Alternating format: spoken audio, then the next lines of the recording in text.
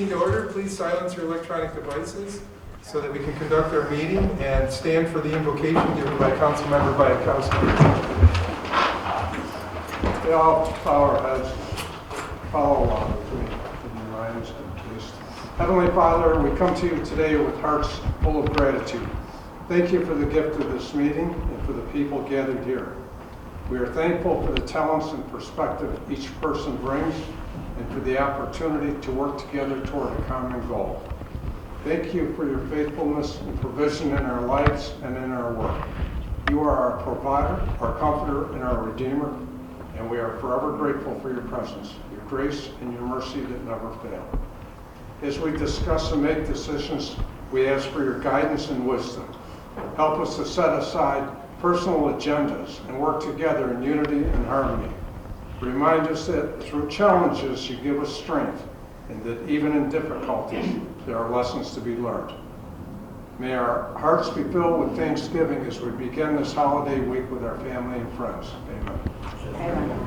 I pledge allegiance to the flag of the United States of America and to the republic for which it stands, one nation, under God, indivisible, with liberty and justice for all.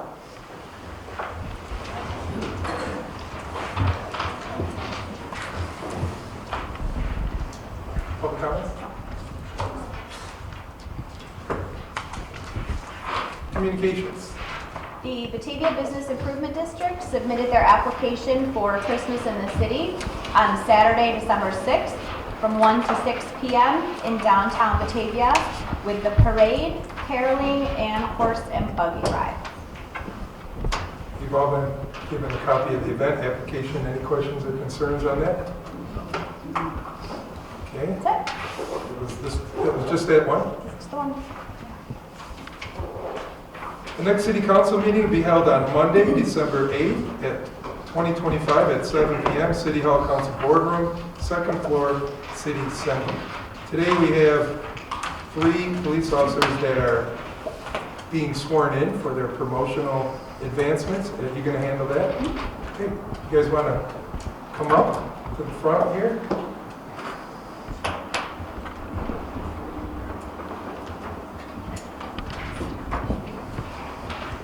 Please raise your right hand.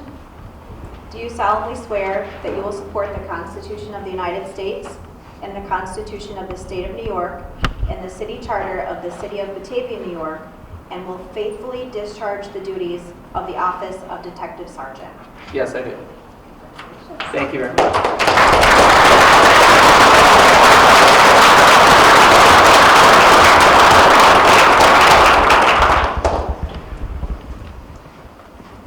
your right hand. Do you solemnly swear that you will support the Constitution of the United States and the Constitution of the State of New York and the City Charter of the City of Batavia, New York, and that you will faithfully discharge the duties of the office of Assistant Chief of Police? Yes, I do.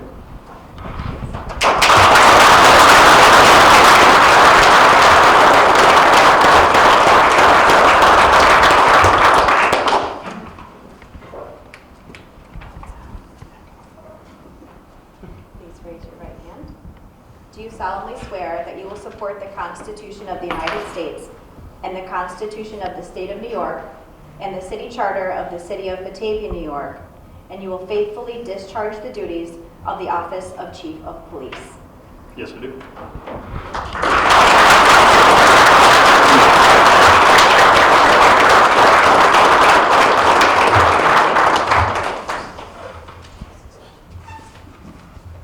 City code discussion. Councilmember Bayakowski requested this to be put on the agenda. Wow. Thank you, Mr. President. Thank you for the opportunity to speak out on this. Recently, I've traveled a lot of neighborhoods, spoken to a lot of people, seen a lot of things, got a lot of opinions. But there are some problems in neighborhoods with destroying home values and quality of life for law-abiding citizens in the community. I'm not going to name any individual violators. I want to limit the conversation to overall policies and laws. Please don't ask me where or who or whatever.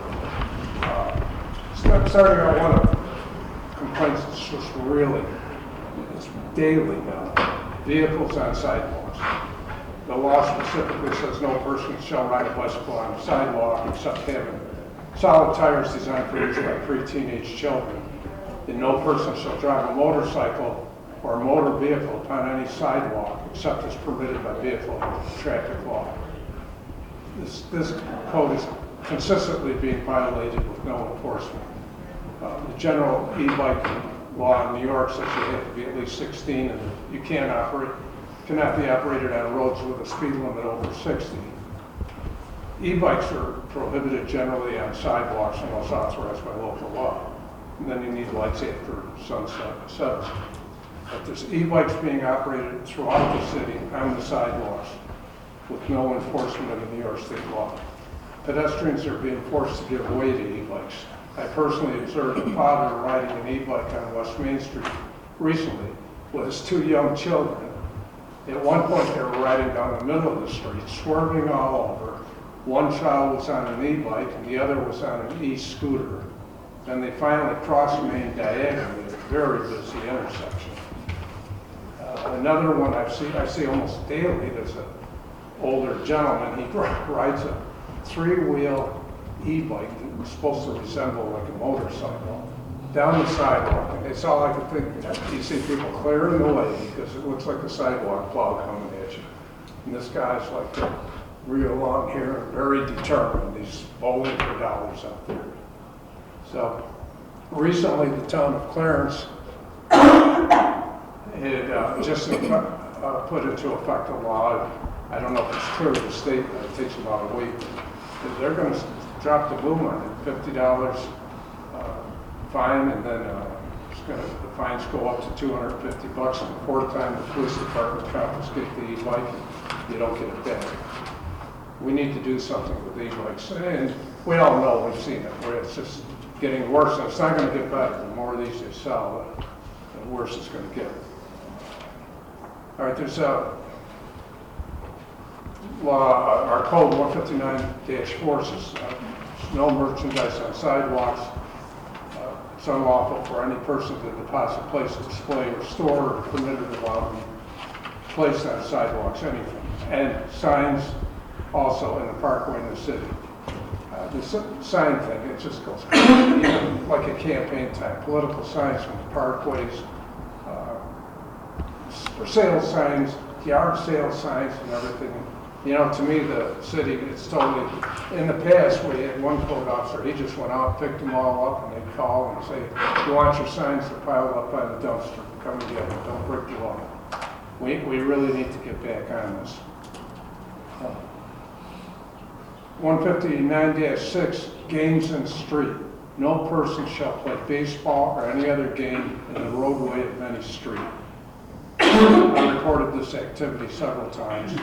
Well, one of the city officials at the time told me he'd rather see children shooting hoops in the street than shooting cars in the street.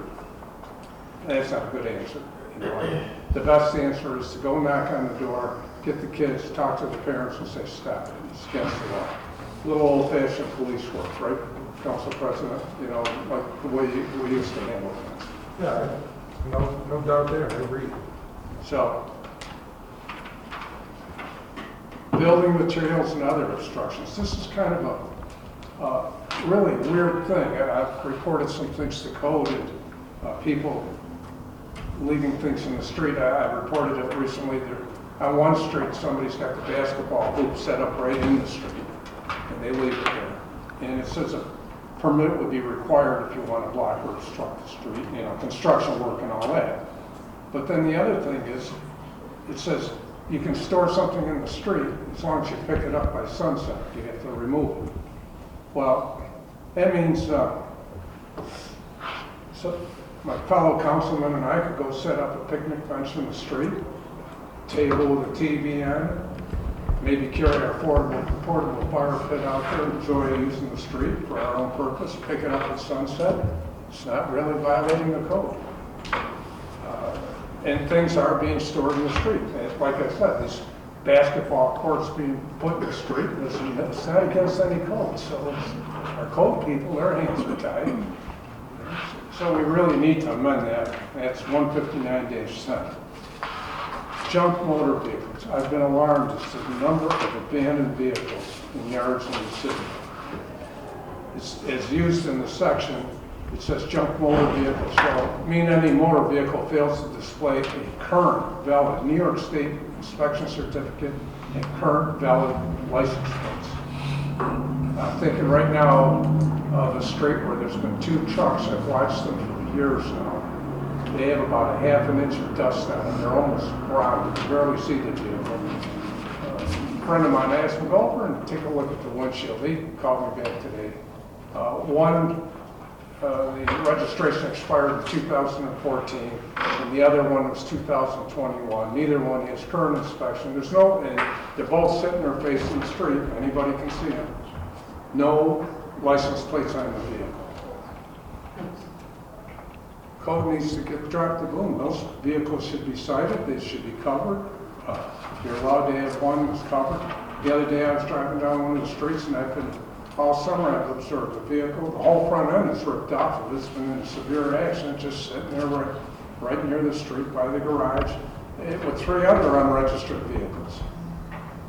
You know, it's part of it. And I don't like when I hear that, oh, well, that part of the city, it's pretty well gone. You know, all parts of the city are equal and all taxpayers. Motor vehicles, if you're going to store 3 or 4 vehicles, you better have a junkyard permit or a garage permit or any of the rest of that. And it's all covered under the code. It tells you have to have a proper cover. You can't just go throw a blue tarp or blanket over it. So we need to really get on top of it. Here's the one I've been hearing a lot of complaints about. Parking on lawns, residential driveways and parking spaces. So, you know, we need to get on top of this. A lot of vehicles are being parked on the front lawns, which are not approved driveways. It's all spec'd out. You have to get a permit to widen your driveway and everything. There's a joke in Batavia amongst some of the shadowy contractors that you only widen driveways on weekends. That way you don't have to get a permit.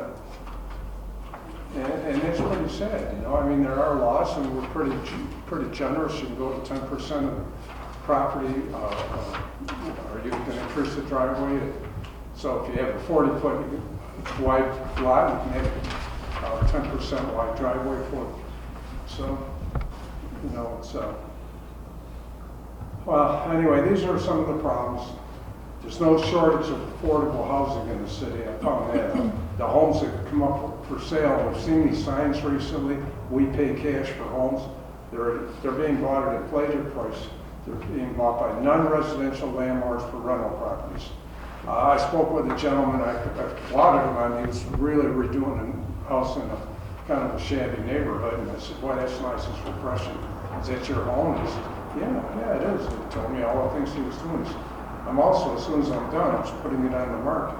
He says, I have fought this battle for too long. He says, I don't live here. I bought the home, rented it out. I've gone through several families. Every single family has totally trashed the house. He says, they've just destroyed it. They're not living here. He said, I have to live next door to keep up with it. He says, the rental pool here is a different breed of people. And he said, he's not going to be rebuilding it anymore. That's the end of it.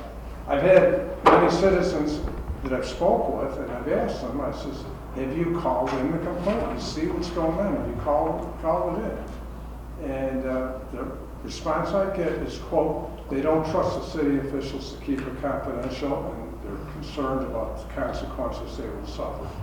I personally had that happen some years ago before any of the existing people were here. And a code officer went over, knocked on the door, told the people I was trying to help out a neighbor, because people piled up grass that was going through the fence. It was rotting out the back of the neighbor's garage. The woman started yelling at him and said, don't tell me, that councilman lives over there. He's the one that called in the complaint. I got an earful from the neighbor, but we also got the problem fixed. But for an average citizen, they don't want to have to put up with that. So, you know, there seems to be a lack of confidence in our government flat across the board, and I think we've seen a lot of that lately. So, And So do just- you want to give this list to? I certainly will, I'm going to give it to Rachel when I'm done. Yeah, if you, yeah, I just wanted to know where you were going with it. Go ahead. Okay, and I'm going to wrap it up. I still think one of the overriding problems is the majority of our city employees live outside the city. And my personal belief is that you live in a community, you're there, you see it, and you really care a little more about it. I'm not saying our employees don't care. I think we have a lot of good employees. I would like to see some incentives to have an incentive to live in the community for city employees. Thank you, Mr. President. Anyone else want to comment on it? I've had numerous complaints from some of my constituents about code enforcement, code violations, and I've relayed those to the code officials, and they've been very responsive. That's been my appearance, that's been my experience too. I have too. I've gotten complaints from people in my ward too, and I've directed them to code, and they're taken care of. They're taking care of them right away. Well, some of this has to be beyond citizens calling it in. I mean, I can think of right now at least 15 or 20 cars that are sitting in driveways with junk piled up on them. And it shouldn't have to be the neighbors calling it in. Probably in some of these streets, I know the neighbors are just as bad. Yeah. We just need to get on, maybe we need another code officer. I don't know. You know, maybe we need to look at doing something differently. It's just like parking over sidewalks. I'm thinking right now of 2 people that have been parking over the sidewalk every night for 10, 15 years. One couple, for 15 years, they've been parking over the sidewalk on weekends. And the police can do something about that. Just like if they see a car on the front lawn, according to the codes, they can stop and tag it. It's a violation, so we need to get out of the car and start putting the tags on. That's the only thing some people are going to understand. Because they just don't care. They don't care that somebody handicapped can't get down the sidewalk. They just don't care. All right, we'll give that list to Rachel, and then you could follow up administratively and see, maybe report back, or I don't know what you want to do with it. You could follow up with Bob so that he knows that things are going to be. Yeah, we sent a codes update about a month and a half ago about violations and citations. We've had a lot of folks with a warning have fixed problems that we've noted, and about 10 to 15% you end up in court on. It's very expensive to take BMC violations to court. In fact, you'll see in the 6-month budget review coming up, that's one of the main reasons we have to increase our legal fees by $85,000. All that said, I think our codes are doing a wonderful job. Any problems that are reported, we go right out and make sure they're cited. So please continue to call with the specific addresses and problems. I drive the city almost every day. I have not seen junk cars, but I may not be specifically looking for them. So on my morning commute, when I drive around the city tomorrow, I will certainly look around. And I know Tom's office does a really nice job getting out there and getting on top of code violations. I'd like to go back to the e-bikes. There was legislation Councilmember Twitchell sent me as well. Was that East Aurora? East Aurora. I haven't had a chance to read it yet. Basically, in East Aurora, they came up with a village or town Yeah, law that if a juvenile is cited for an e-bike violation and there's no response, then they would cite the parents. interesting. A couple of things that George asked me for everyone here to consider. The cost of legal representation for every BMC violation. This would not be traffic court. I believe it'd be a BMC violation. And as I said, we've already expanded that with red flag law, that we now have to have counsel representing us. We've expanded that for codes cases that don't comply, having counsel represent us. There's no way the DA would take these on in traffic court. So it would cost us money if we are to enforce more than we do. We do enforce, and Chris is back, so he can explain a little more. There is enforcement of e-bike violations done by the police department now. So there already is enforcement, but I think it's just very difficult to catch every single violation, right? It's going to be a problem, I think, because we can't load the court and put this stuff. Some people, then they'll have a court date like next year. You know, I mean, it's ridiculous. Right. But if it's a vehicle violation, it could be a traffic violation, which then would be in traffic court. Unless the person's a juvenile and they don't have a license, then that would be different. I think we'd have to renegotiate our DA's contract on what they're going to see in traffic court. But are your current e-bike violations going as BMC codes? No, they're. They are traffic. State VTL, vehicle and traffic. Yeah, so that's. And the DA is Prosecuting. prosecuting them? That's good to know. We need to get these e-bikes. So, Well, and you gotta remember, they're a moving target. So they pop out on the street, they're on their way somewhere, unless there's, it happens to be a police officer nearby and see it, by the time you call that in, they'd be long gone, and you know, you'd have to follow the person God knows where. I saw a person the other day, and they, out of nowhere, down Ellicott Street, and before I could look, they were down a side street really quick. So they know they're not supposed to be doing it, and they're trying to, you know, cut through and make it quick. But as long as you're catching them as you do, and if you see repeat violators, then maybe start towing the vehicle and, you know, taking it away. I don't know what other options you have. We actually got a couple officers who are quite passionate about it too, so they're definitely on there. When they're a little bit slower on calls or something, that's what they target and they go after those. And they're the same people, because I've seen this one individual a couple times now in my end of the, you know, where I live on the south side.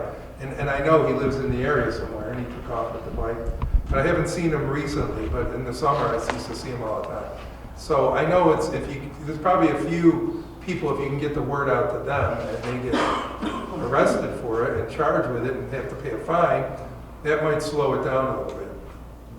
Rachel, Council Member Twitchell, Clarence law is very similar to East Aurora's too. In East Aurora, after I think the third time they confiscate the e-bike, and then you can't get it back. It gets sold. But one thing I often wonder about, is there any way at a low cost or no cost we can just have like a anonymous number where Mr. Smith can call in and say, something where people can feel confident that they won't be named, because people are really yeah, afraid. the police has an anonymous tip line for pretty much anything, and if it doesn't fit into criminal matters, I would hope we are forwarding those on to BMC code violations. Yeah, so you if they can do call come in. in. Yep, sorry to interrupt you. Yep, no, go ahead. This tip line also on our website, our Crime Watch website, you can report things anonymously. So upload photographs, you can do screenshots of stuff if you got a photo. So through our website, which the new city's website will direct you through the city PD's website at Crime Watch, and then people can report that way. Okay, thank you. Yep, and just, I'd like to add before we wrap up, you know, if I didn't say it before, just because you're not seeing the violations occur, sometimes they are. Sometimes someone's just not complying with what we're out trying to do. And that makes it difficult. You see them enforced, and then they're just We not- enforce, but the person is not complying, and that can be frustrating, and that can take months, up to a year, when it gets into court. Especially So a property matter, I know it takes a long time. property matters can Like take a these long two time. vehicles I mentioned, though, 2014 is a long time to be sitting there, and, you know, nothing's been done. Sure. And it's so readily obvious, you know, I mean, no plates on it, and stickers on the windshield. Oh, Okay. and just one other quality of life thing while we're talking about it, Tom and I have been discussing having anyone report if they see graffiti, so we can get that cleaned up as well immediately. So if you do see any, please do report it to our office. We are sending out Jimmy Shefflin to look for it as well, because we feel like that's really important not to have anywhere on our signs or streets or buildings. It's not a good look. Thank you. Yep. Anyone else? Okay, resolution supporting Congressman Nick Langworthy's Energy Choice Act. Yes, the Congressman's office reached out to us about a month ago, and they're seeking support for a House Resolution 3699 in opposition of government-mandated natural gas bans. While courts are deciding if the natural gas ban is legal, many communities continue to fight for residents to have energy choices. Anyone have any comments on that? For or against it? So we're looking at sending a letter of support to him for this. I know the governor has paused it temporarily, but last winter, I had a lot of people talking to me, and I experienced it myself. of having energy choices when your electric goes out and you still have hot water because your hot water tank is still working. Or, in my case, I have a gas fireplace. So I was able to, heat my house for 12 hours while the power was out. So that's not a choice you'll have if it's electrical grid. And with these new meters, they can do rolling blackouts if they need to.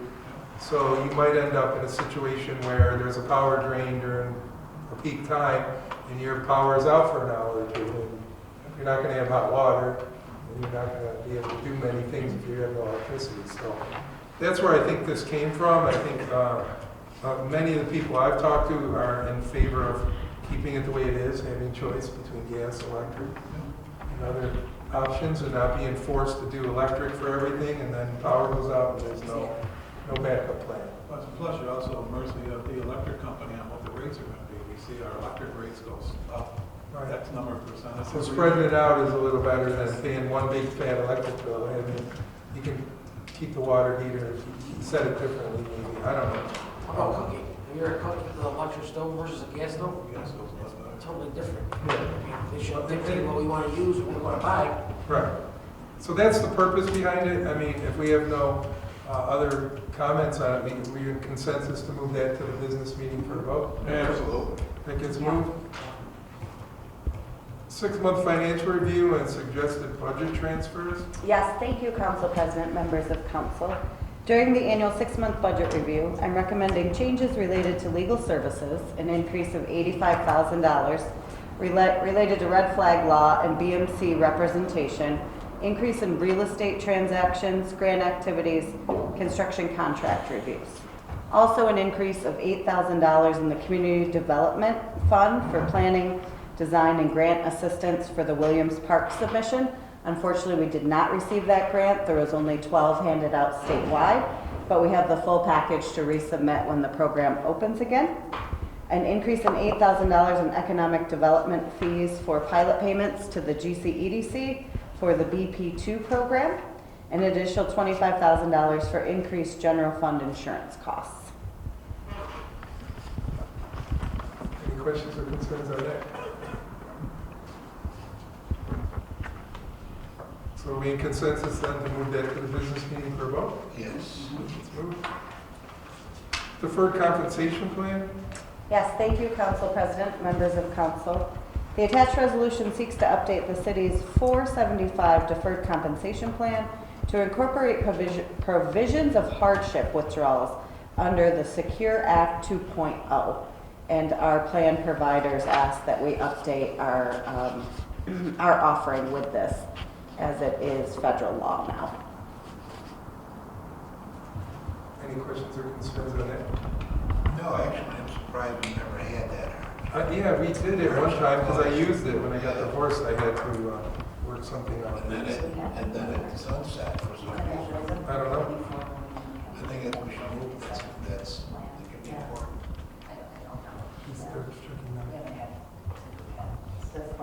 Yeah, at some point we switched plans. So that's when it changed? We haven't had it since we've had the I 457. know in around 2000-ish, I used it myself at one point. That was, And there could be different rules and regulations as to what the hardship withdrawal actually means, so. it was a court-ordered divorce settlement thing, and I had to do it. So maybe that was why, I don't know, but they allowed me to do it back then. But this also keeps us in alignment with federal guidelines. Yes, yeah. So it's an open. Yes. And just to double check, are you backdating it to January 1st of 25, or is that a typo? Should it be 25 or 27? When do you want it to take effect? In the very last paragraph? I would say 26, Okay. unless Terry tells me different. No. 26, okay. Because there's two dates in there. It talks about December 8th, 23, and then it talks about 1/1/25. So I assumed they were backdating it. correct? It'll be December 8th, no. Because it says, effective December 8th, New York State Deferred Compensation Board amended the model plan to adopt provisions related to the Secure Act 2.0 legislation. We can backdate it, but obviously we can't go back in time for. Well, yeah, something nobody's, to I withdraw mean, nobody previous needed to it, now. right? Right. So we're going forward. 1/1/26, let's amend it to that. So And that's, when I bring the resolution forward in business, that'll be amended. so we have to mark that as, it has to be amended to 26. Yep, absolutely. Okay, any other questions or concerns on that? So we in consensus to move that as amended to the business meeting for a vote? Yep. Okay.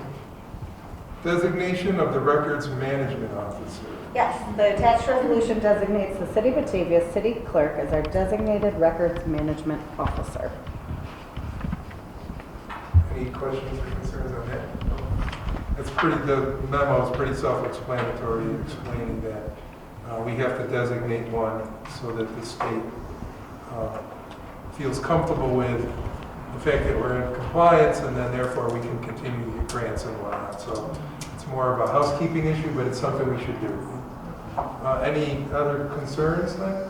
So we are in consensus to move that to the business meeting for a vote? Okay, that gets moved. Seeker review for creation of zoning district P5. Yes, thank you, Council President.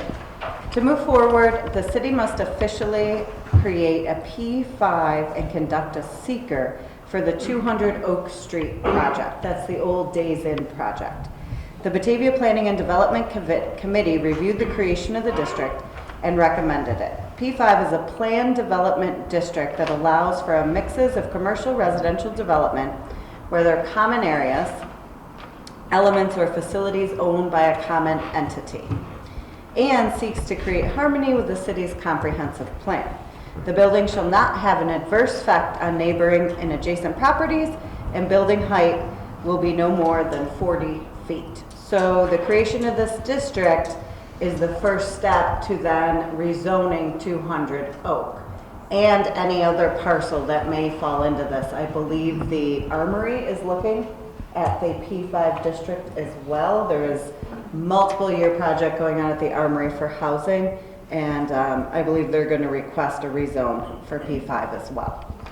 So we create the P5, and then Correct. we should then rezone other properties into that P5. Yep, and you have two resolutions. One declares a negative declaration under seeker for the creation of the P5 district, and a second resolution to set a public hearing on the new zoning ordinance to create the planned District 5. And this was approved by the zoning board. Planning, yep, the planning committee reviewed the P5 language and sent back no changes. Yeah, we referred to that a couple months ago, I believe, and we got back with this whole change in the code and whatnot. So are we in consensus then to move that and the setting of the public hearing to the next business meeting? Yes. Okay, that gets moved. And did you want to cover the whole, the other sequence? Yes, the follow-on item is the rezoning of 200 Oak. Jay Patel of Retta Management is planning to convert the former Days Inn Hotel to a public storage facility, add small-scale retail shops, and townhomes. To do so, the property at 200 Oak and the neighboring property needs to be rezoned to a P5. Attached are two resolutions for your consideration. Number one is to declare a negative environmental impact under seeker, and the second resolution is to set the public hearing for the rezoning. Any questions on that? Then? I'd just like to state a concern I have is I'm happy to see the property go back to work, be useful, but the traffic is horrendous. And this is going to generate traffic, a fair amount of traffic, especially when you put in retail sales of the store and that sort of thing. And we need to do something about the traffic. And, you know, being a state highway, I know what we went through with the light on the thruway exit, what a nightmare that was. Well, it would be fine if those idiots at Albany didn't change it to one lane. It was two lanes before. I mean, it makes no sense for one lane. That's how stupid can you be? Councilmember, when you get complaints, I was asking why can't there be an arrow, like you said, because the way that traffic is on Oaks, I know what you're talking about. Yeah, and then the state said, oh, well, we don't see the need for an arrow. We personally Yes, watched the right. traffic Yeah. and did a study. And, you know, I mean, maybe at the, Noonan and Oak, we're gonna need another light or something. I'm trying to get out, the other day I was at the gas station there and it took me forever to get out of there because I was trying to make a left turn and I finally ended up going to the right and jumping over the park. I agree with you, something has to be done, yes. Yeah, 4 lanes. Does the state DOT have any involvement in this at all? So, depending on the site plan review, we could ask for a traffic study that would be paid for by the developer. That could be one of the conditions that the Planning and Development Committee asks for. Because that light, and correct me if I'm wrong, is the last light before the town property, we've only had one interaction with DOT. The town of Batavia asked them to review that whole section because I think it speeds back up again before the next light at the hospital. And where the urgent care is, people were concerned about coming over the hill and at a higher rate of speed and whatnot. So that was last I heard. Did they check on that? So that was about 1.5 years ago, and maybe we could write a letter and ask again. But it really is that city boundary stops right there. So we'd really want the town to be on board to send that in over to DOT. And I'll let Tom explain anything else he has on that light. That's about it. The whole thing? They don't see a need for a left turn lane there. They said the traffic doesn't constitute a turn lane. Certain times of the day. But some people get stuck at that light 5 times. They don't I mean, You're talking to people that live here that gotta go with this nonsense. yeah. Yeah, it backs up pretty bad, so a couple times a day, noon time and 3 o'clock, or 2, when they come to mind. Personally, I think they put the left turn lane on the wrong side of the light. Yeah, they should have put it on Oak Street instead of the thruway. It is pretty political. When we went through the project on Oak Street, initially what they were gonna do was have a wide lane in the center just for no driving. It was just gonna be there, and then they didn't want any parking on the sides. And through political pressure, we had Assemblyman Hawley here. He called the state DOT people, and we had residents from both sides of Oak Street there. I was myself and Councilmember Sam Bell.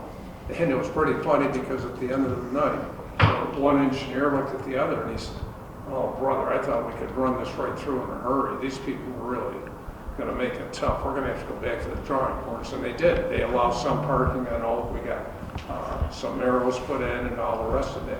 But yet at the thruway, it was still a log jam. And when you went to get out the thruway, there was no left arrow at that time, and they dug in. They said, "We're not going to do it," and we've studied it, and end the story. So we can. There are people that are available that will help us with this. So. It's something to be considered, because if it's going to create that additional traffic down there, it's only beneficial to the businesses that are being down there, that if there's not a traffic jam, they can have more flow through there. But it seems like the big thing is turning left onto Park Road, is where the backup occurs. There's only enough for 2 or 3 cars there, and then they immediately back into the driving lane, and you end up with a stoppage, and then you end up with the same stoppage on Oak Street, but that's not really affecting that end of the street. Just something to look into as we're doing this. Now's the time to maybe talk about it with the developer and see if we can get worked out. But in the meantime, are we in consensus then to move that to the business meeting for a vote for the seeker and the rezone? Yes. Okay. The next one is the seeker for 2660 18-22 Evans Street from C2 to C3. The last rezoning of the night. So the Planning and Development Committee met on September 16th, 2025 to review the potential rezoning for the area around our Creek Park site from C2 to C3. The PDC also recommended that the downtown business design standards be applied to the parcel as well. The rezoning does not place the parcel in the bids district as of right. Separate legislation would need to be enacted if the bid wanted to include this parcel into their district. But the C3 allows for more types of businesses, including small-scale service providers, publishing, promotes urban character and denser walkable downtown with parking garages and mixed-use buildings. C3 allows high-rise or large-scale multifamily buildings And the first floor must be commercial, retail, or parking and cannot be residential. That's the biggest difference between your C3 downtown district and a C2 commercial district. The two resolutions are attached for the seeker negative declaration and to set a public hearing on the rezoning. Any questions or concerns on that? Amy, do you want that in your district?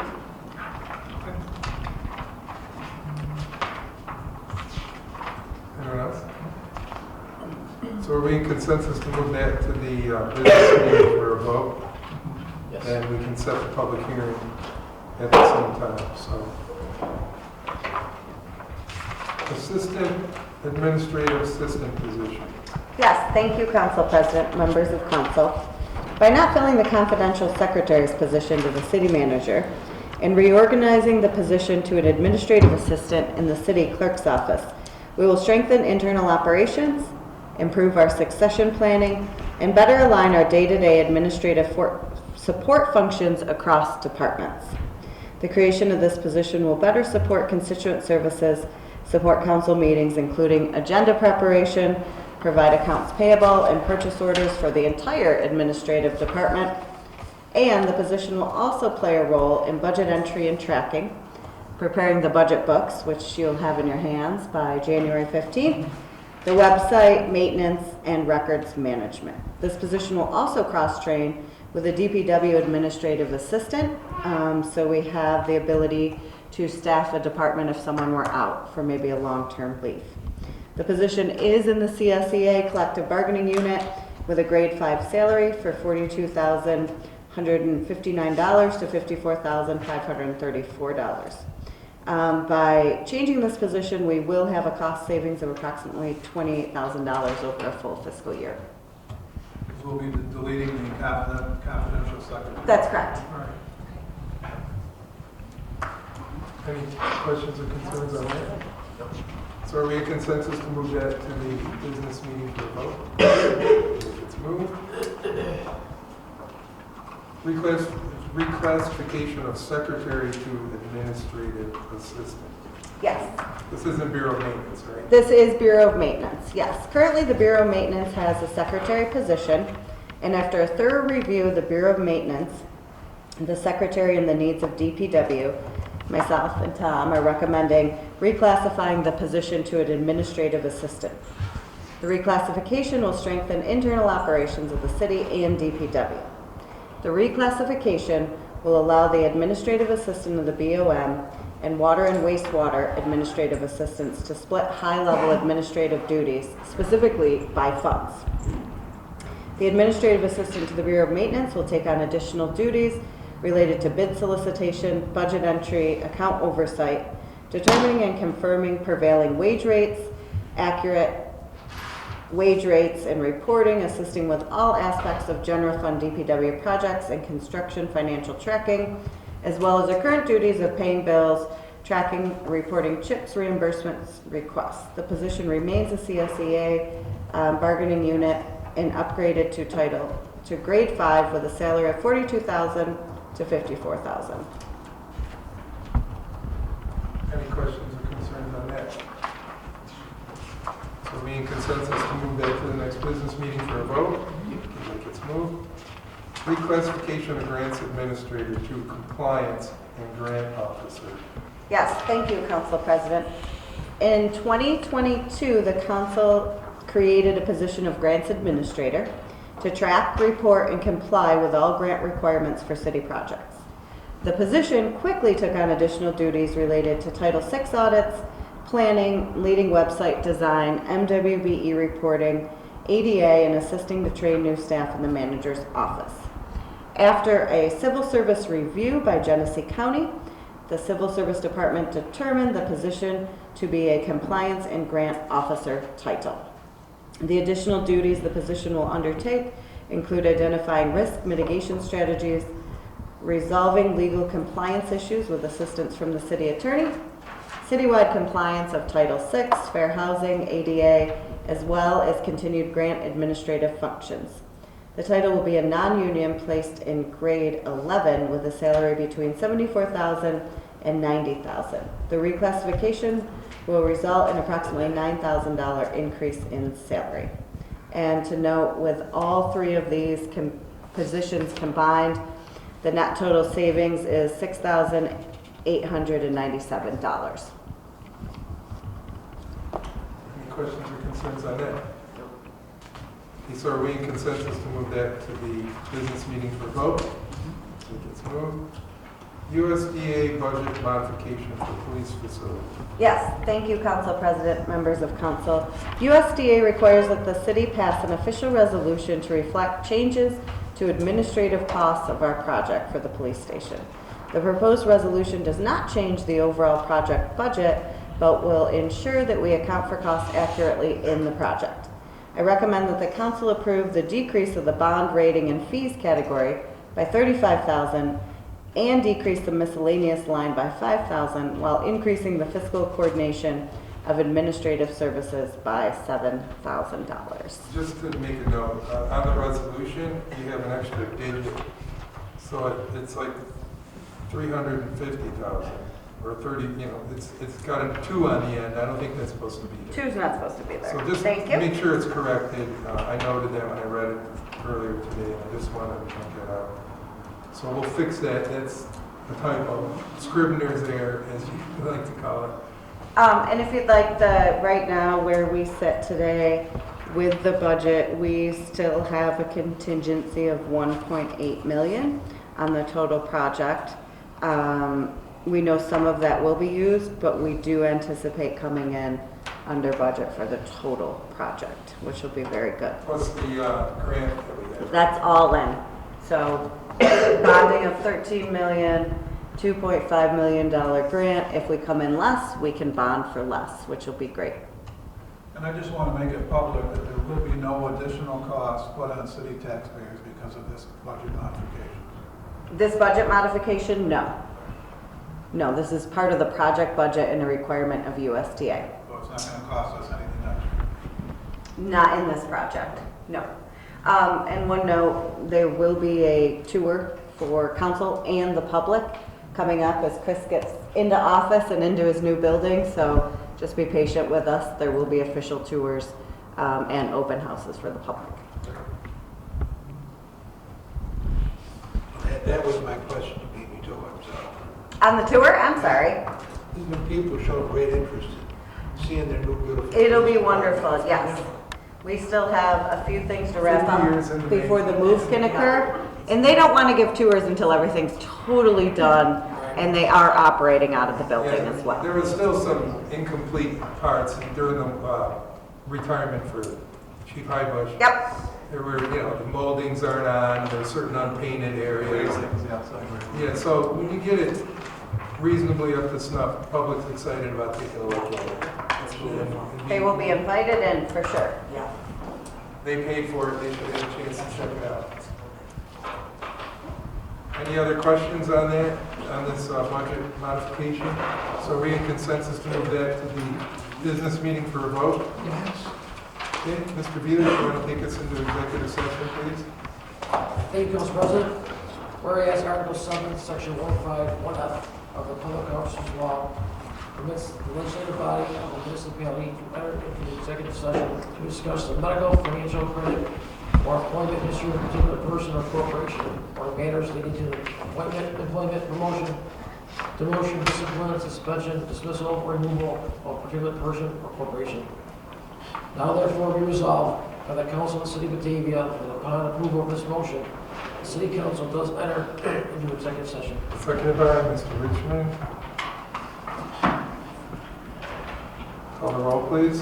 Councilmember Veely? Yes. Twitchell? Yes. Guy? Yes. McGinnis? Yes. Briggs? Yes. Schmidt? Yes. Richmond? Yes. Bayakowski? Jankowski? Yes.